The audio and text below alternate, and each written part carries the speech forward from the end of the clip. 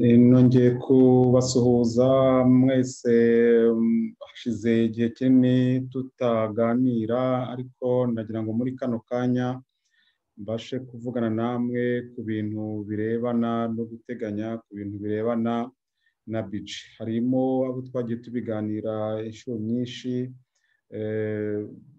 bamwe baragiye babagira okaziyo cyangwa se igihe cyo kubikoresha, akaba ariyo mpamvu ngira ngo n'uyu mwanya twongere tubiganiraho gatoya, ngira ibyo nibutsa ku baba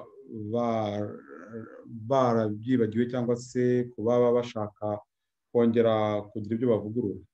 Mbere ya byose ariko ndagendera kuri no somo riboneka mu Migani igice cya 16:9, aho batubwira ngo within your heart you can make plan for your future, but the Lord choose the steps you take to get there. Ni ukuvuga ngo mu mutima wawe ushobora gukora imigambi, ushobora kugira plan, ushobora kugira budget irebana n'ahazaza hawe, ariko Imana niyo iteganya intambwe uzakoresha kugira ngo ugere ku cyo wifuza, kugira ngo ugere kuri gahunda yawe. Noneho ikindi ngira ngo turebera hamwe ni ikibazo kivuga ngo pourquoi il faut un budget. Mbese kuki budget ari ngombwa? Budget ni ngombwa kugira ngo ubashe kugira control, kuko nta budget ntabwo ushobora gukontorora ibintu birebana n'amafaranga, ntabwo ibyo ntibishoboka. Iyo budget niyo igufasha kugira ngo ukontorore. Ikindi ni uko anticiper les choses, cyangwa se ku bintu bimwe na bimwe ushobora kugira gutyo ukavuga uti ibi ngibi reka mbikore hakiri kare, bizagenda neza nyuma. Ikindi cya gatatu ni ukwevita cyangwa se kwirinda ibyo twita reaction. Ni ukuvuga ko mu buzima bwacu akenshi busanzwe usanga iyo ikintu kikuguyeho aribwo utangira gushaka uburyo ugira icyo ukora. Ibyo byose rero ntabwo bigomba kudutungura, kuko ibintu byose iyo twabishyize muri gahunda twevita cyangwa se twirinda biriya bintu bavuga ngo twirinda réagir. Ni ukuvuga mu by'ukuri ibintu byose biba byarateguwe bigendera ku gihe. Icya kane ni uko destination cyangwa se icyerekezo dushaka kujyamo kiba kizwi. Icya gatanu ni uko nta mauvaise surprise cyangwa se nta bintu bidutungura kubera yuko tuba twarabiteganije. Ikindi cya gatandatu ni kugira ngo niyo habaye changement cyangwa se impinduka bikurikije mu byo twateguye, icyo gihe tubona uburyo twitwara kubera yuko tuba dufite gahunda tugenderaho. Icya gatandatu cyangwa icya karindwi nako ni iyo ibintu bitari kugenda neza nk'uko ubyifuza, ushobora kubyadapta cyangwa se ushobora kubyajista cyangwa se ukabinoza ukabishyira mu nzira ikwiye. Icyo nicyo mu byo nshobora kuvuga. Noneho nkaba ngira ngo tujye kuri budget ubwayo, turebe ukuntu twari twayiganiriyeho, turebe ibyo twari twavuze dukwiye mbega kuba twakora. Ahangaha urugero ngiye gutanga ni urugero rw'umuntu ufite umushahara umwe. Ni umuntu se w'umusore uri mutoya utaragira dépense nyinshi cyane. Ahangaha tuvuge ko ari umuntu ukunda gusenga, umuntu wasobanukiwe neza ibintu byita dime, icyo gihe arazitanga. Ariko ndagira ngo mvuge nanone nsobanure yuko ntabwo ushobora kugikora budget nta revenue cyangwa se nta kintu cyinjira, ari igituruka ku mushahara cyangwa se igituruka aho hose, ariko hakaba hari ikintu cyinjira mu muryango. Noneho rero iyo hari ikinjira, urugero nk'uno muntu tuvuge ni umuseribateri, afite akazi keza, ahembwa 2,000. Nahembwa 2,000 azatanga dime cyangwa se icya 10 ku bakizi cyangwa se abagishyira mu bikorwa. Noneho abe 200 ava ku yariya 2,000. Noneho azagira kwiteganyiriza. Nk'uko mubizi hari abantu benshi bagomba kwiteganyiriza.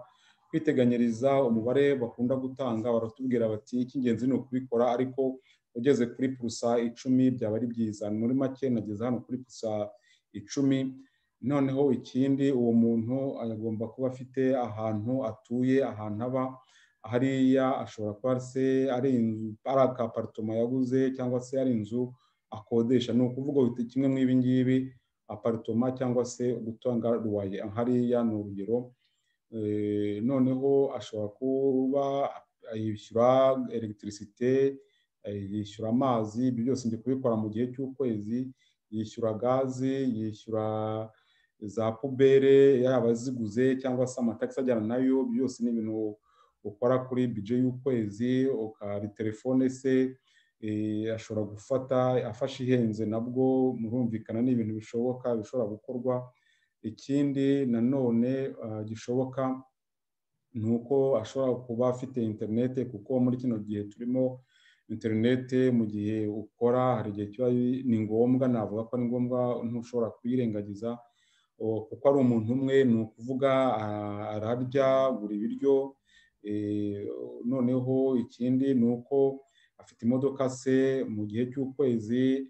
Hano nashyizemo imibare mike gusa, 150 ya esanse. Ashobora guteganya na asiranse buri kwezi. Icyo gihe biterwa n'imodoka aba yaraguze, niba ari imodoka ihenze cyangwa se idahenze. Noneho hano yenda kuko ari adafite abana, aya mafaranga nanditse hano ku birebana n'imyenda abana bambara si ngombwa, ariko ishobora no guhinduka n'imyenda ye akayiteganyiriza. Icyo gihe aya mafaranga urayimura 100 ukayakura hariya ari, ukashyira hano hasi. Noneho ibi ngibi hariya kuko aba ari umuntu utaragira abana, ukaba ubitunganije neza. Ikindi ni ukuvuga ko hari asiranse ashobora gufata, yaba ari asiranse vi, asiranse yenda se y'ubumuga cyangwa se runaka. Mbega amasiranse nayo ugomba kuyateganyiriza. Amafaranga yo kugura imiti kwa muganga nayo ukayateganyiriza, kuko kurwara ni ibintu bishoboka. Noneho ikindi ni uko nk'uko mubibona hano hari asiranse yindi nagarutse hano, iyi ngiyi ngo asiranse vi. Ni ukuvuga mbega amasiranse ariyo yose mu by'ukuri ay'ingenzi urayateganya, ukayakorera imibare kuko aba akenewe. Ushobora kuba uzakenera kujya kwiyogoshesha, nabyo bishobora kuba birimo. Nashyizemo 50 ashobora kuba make, ashobora kuba menshi bitewe n'ibyo ukunda. Hari guteganya nk'impano za Pasika, izo nazo uraziteganya, kuko iyo urebye mu gihe uzagera cy'umwaka iyo ugiye kurangira, cyangwa uko Pasika iba rimwe, usanga benshi batanga amafaranga atari munsi ya 300 bitewe n'impano abantu b'amafamiye cyangwa imiryango bahana. Ibi byose noneho iyi buro yo ni amafaranga uteganya, ukavuga uti ushobora kuyanyakoramo icyo nshaka, cyane cyane iyo muri babiri cyangwa se muri umuryango. Ariko nk'uko turi gukora kuri gahunda y'umuntu w'umuseribateri, icyo gihe iriya buro nshatse yo naba nyikuyemo. Noneho ikindi hano ni uko uteganya n'ibintu birebana recreation cyangwa se kwifata neza, harimo se gusohoka n'ibindi. Ibyo ngibyo ukabiteganyiriza nabyo. Harimo ni ukuvuga haba harimo na vacances, ukavuga uti nzajya aha n'aha bizantwara yenda se 1,700 cyangwa 1,800, ukavuga uti nzashyira uruhande 150 ku kwezi, ku buryo ibintu byose ubiteganyiriza. Aha ngaha ni urugero nafashe ku gihe ari umuntu w'umusore udafite depanse ziri nyinshi cyane. Ariko rero icyo nshaka kugira ngo turebere hamwe muri kurutaho cyane cyane, nagira ngo turebere hamwe zino pourcentage ziri hano. Izi pourcentage ziri hano ni ingenzi. Izi ziri hano ziduha kumenya niba turi ahantu heza cyangwa se niba guteganya kwacu gukabije. Urugero, urugero hano murabona ko ibintu birebana na dime cyangwa se icya cumi bigomba, cyangwa se harimo no gutanga, harimo n'amaturo, harimo ubugiraneza bwose ushobora guteganya, icyo gihe biri hagati ya purusa 10 na 15 z'amafaranga tubona. Amafaranga mbega hariya navuze ku 2,000 nyine, niba umuntu ahembwa 2,000, ni ukuvuga ko purusa hagati y'10 na 15 zizaba muri contribution zo gufasha abandi, gutanga umugabane, amaturo n'ibindi, no gufasha ab'umuryango, byose ubishyiramo hariya. Noneho rero mu rugero murabona yuko hano ni purusa 10 kugeza kuri 15, ngewe hano ndi ku 10. Ni ukuvuga ko ndi kuri minimum, hariya bimeze neza, nta kibazo gihari. Noneho rero ngeze kuri epargne baratubwira bati wepargne hagati ya purusa 5 na purusa 10 z'amafaranga ukora, ni ukuvuga 2,000. Nakabije na by'ukuri nagize purusa 10, ni ukuvuga 200. Ni ukuvuga mfashe maximum kuko bihano zibaye purusa 10.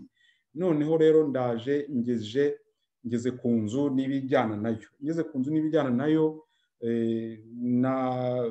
nk'uko mubizi akenshi amazu arahenda, ntabwo byoroshye kugira ngo umuntu mbega abashe kubona inzu, cyane cyane ku bari hano i Burayi, inzu y'amayero makeya cyane. Icyo gihe haba hari habi cyangwa se hateje ibindi bibazo. Noneho rero bihagaze bite? Uko bihagaze ni uko navuze nti nzashaka akaparitoma gatoya, yenda se ndi umusore, ndi jyenyine, hagati ya 500 na 650. Ubwo nafashe 650 kugira ngo yenda mbe ndi ahantu heza, nabwo ariko yenda hatari heza cyane, ariko haberanye n'umushahara wanjye. Ubwo nibona ngomba kuba hagati ya purusa 25 kugeza kuri 35, ariko ari ya 650 nafashe ahwanye na purusa 32.5 by'umushahara wanjye w'ibihumbi 2,000. Noneho rero mukaba mubona yuko ahangaha ndi hafi kwegera kuri maximum. Ibyo turireba minimum tukareba na maximum. Noneho rero tuje tukaza hano ku byo dukoresha mu rugo yitwa utilities, cyangwa se ibintu birimo amazi, gaze n'ibindi. Baratubwira bati ibyo byose bigomba kuba hagati ya purusa 5 na purusa 10. Ngewe nahisemo amazi, electricité, gaze, mpitamo ibintu bya pubere, telefone, mpitamo na internet. Naje ngera kuri purusa 9. Ni ukuvuga ko ndi hafi kugera kuri maximum. Uko tuba hafi yo kugera kuri maximum, ni ukuvuga ko tuba turi kugenda turisika kurenza budget cyangwa se kurenza umushahara wacu. Iyo niyo mpamvu ibi ngibi ari bidufasha kugira ngo tubashe kugera hakwiye. Niba ndi jyenyine ndavuga nti okay, nzajya ndira yenda se amayero 300. Nk'uko mubireba umushahara wanjye nageze kuri maximum, kuko tugomba kuba hagati ya purusa 5 na purusa 15. None ndi kuri maximum kandi ndi kuri 300. Ni ukuvuga ko ngomba kwiyaranja ku buryo niba ndi jyenyine, ndi umusore, nagombye kutarenza ariya mayero 300. Noneho rero njye kuri transport bigomba kuba hagati ya purusa 10 na 15 z'umushahara wanjye. Ahangaha rero na ibintu birebana ndi kuri purusa 8, ndi munsi ya minimum. Hariya ni byiza. Noneho ndaje ngeze hano ku imyenda ni purusa hagati y'2 kugeza kuri 7. Ndi kuri 5, ndi muri moyenne, hariya ntabwo ari bibi. Ariko se noneho ndangije kuzuza ino taburo yanjye, gukora budget ntaratangira kudepansa amafaranga. Ingorane ya mbere ni uko ndi muri perite ya 310. Muri perite ya 310 ni ukuvuga yuko ngo nagombye gukata ahantu hamwe na hamwe, noneho nkareba icyo ngomba gukuramo muri biriya byose nari nababwiye. Muri make murabona ko budget niyo yonyine idufasha ikatwereka niba turi ahantu hakwiye, cyangwa se niba turi kukabya, turi gufata ibintu byinshi tukarenza urugero. urugero noneho reka mbahe budget yuzuye ikoze neza itunganije. Iyi budget yuzuye neza itunganije ni iyi ngiyi nk'uko muyibona, ni ukuvuga amafaranga nabonye nteganya kuzahembwa hano ndayahembwe araje, yenda se madamu, yenda se hano nakoze hano nibirebana n'umuntu ufite madamu n'umuntu ufite n'abana n'umuryango, ubwo madamu nawe arahembwe amafaranga araje, dufite abana se babiri ya location familiale ziraje ngize hano turazibonye, total yacu 475 arahari. Ayo 475 rero niyo tugiye gutangira gukorera dépense. Niyo tugiye gutangira kuyakorera dépense, mbese bihagaze biti.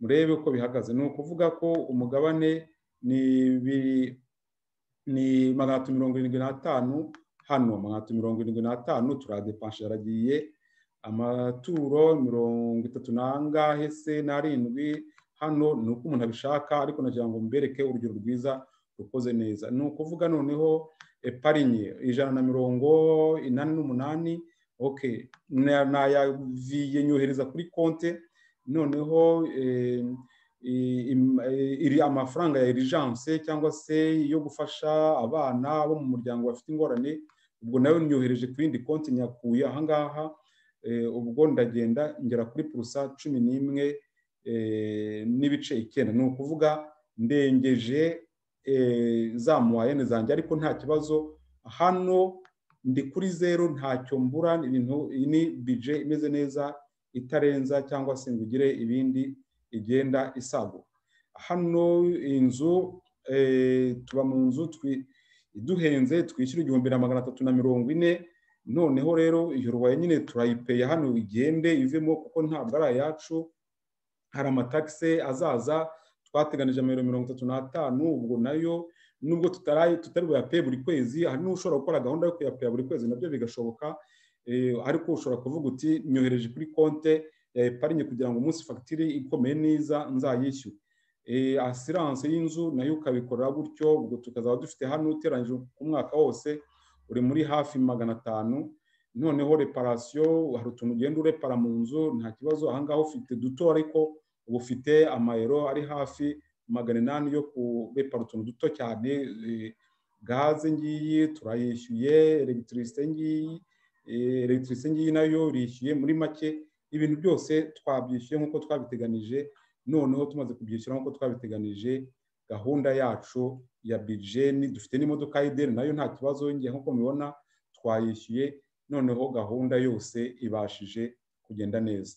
Muri make nk'uko tutangiye mbivuga, iyi budget niyo igufasha kugira ngo ubashe kumenya icyerekezo ujyamo, nta budget ntabwo umenya icyerekezo.